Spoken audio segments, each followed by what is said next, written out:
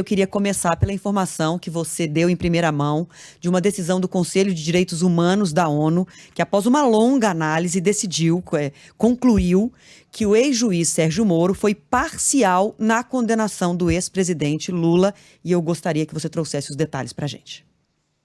Vamos entender esse caso porque tem muita confusão, inclusive, eu tenho já visto nas redes sociais. Olha, vamos por partes. Em 2016, a defesa do ex-presidente Lula entrou justamente com uma queixa no Comitê de Direitos Humanos da ONU, alegando 4 coisas. A primeira delas, parcialidade do então juiz Sérgio Moro.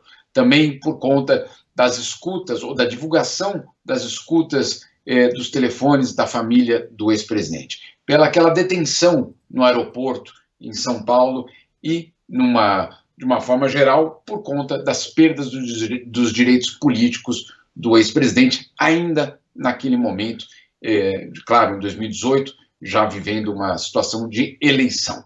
Bom, a ONU, basicamente o comitê, levou 6 anos para avaliar a situação. Não é porque o caso só leva 6 anos, Adriana, é porque, de fato, você tem mais ou menos entre 500 e 600 casos por ano sendo trazidos para a ONU. O comitê tem uma estrutura limitada e não consegue avaliar todos os casos. Portanto, a vez do ex-presidente Lula só chegou agora, foi avaliado, e quais foram as conclusões? Em primeiro lugar, que, de fato, o ex-juiz Moro foi parcial. Essa foi uma decisão, uma conclusão, basicamente, do comitê. Também o comitê chegou à conclusão de que os direitos políticos do ex-presidente foram violados, de fato, naquele momento, 2016, 2017, claro, em 2018, principalmente por conta das eleições.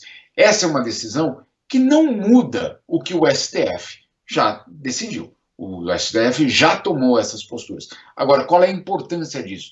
Justamente por, em primeiro lugar, ser um órgão internacional, sair do âmbito do judiciário brasileiro e ser colocado o teste, na verdade o caso, a um teste internacional. Esse comitê é formado por peritos que não representam países, são especialistas, normalmente, pessoas do mundo do direito, que ocupam esses cargos e que tomam essas decisões com base no que eles sabem e nas defesas que são apresentadas por parte da defesa do ex-presidente, mas também por parte do Estado brasileiro. Então é isso que aconteceu. Amanhã vamos ter mais informações, porque amanhã é quando o caso é publicado oficialmente, aí teremos acesso a toda a documentação, mas o que nós já podemos adiantar é que sim, a decisão do comitê foi de determinar que o ex-juiz foi parcial.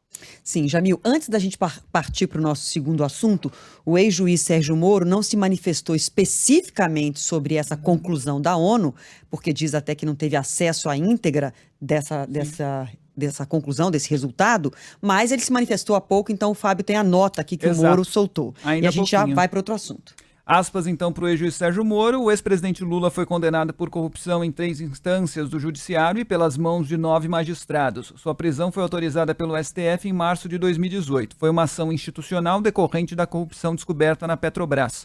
A empresa pertencente aos brasileiros já recuperou, aliás, 6 bilhões de reais por conta do trabalho da Lava Jato. Sobre o relatório de comitê interno da ONU, pronunciarei-me apenas quando tiver acesso ao conteúdo, fecha aspas. Portanto, essa é a nota do Moro. Sim, por favor, Jamil. Vou só explicar uma questão. Hoje, por volta das 3 horas da tarde do horário aqui da Suíça, se eu não me engano, 10 horas da manhã do horário brasileiro, o governo brasileiro recebeu, sim, os documentos. Eu tenho essa confirmação por parte do próprio governo, de membros do Itamaraty que receberam essas documentações. E que também a defesa do ex-presidente Lula também recebeu. Moro não recebeu porque ele basicamente hoje não faz parte do governo brasileiro. Mas se ele de repente ligar para o pessoal ainda lá no governo, eles têm, e eu posso confirmar que sim, eles têm esses documentos. E o Moro faz referência nessa nota às condenações que o Lula sofreu em primeira, segunda instância no STJ, mas, como o Jamil já disse, depois o Supremo Tribunal Federal decidiu que foi um julgamento parcial e, por isso, todas as condenações foram canceladas.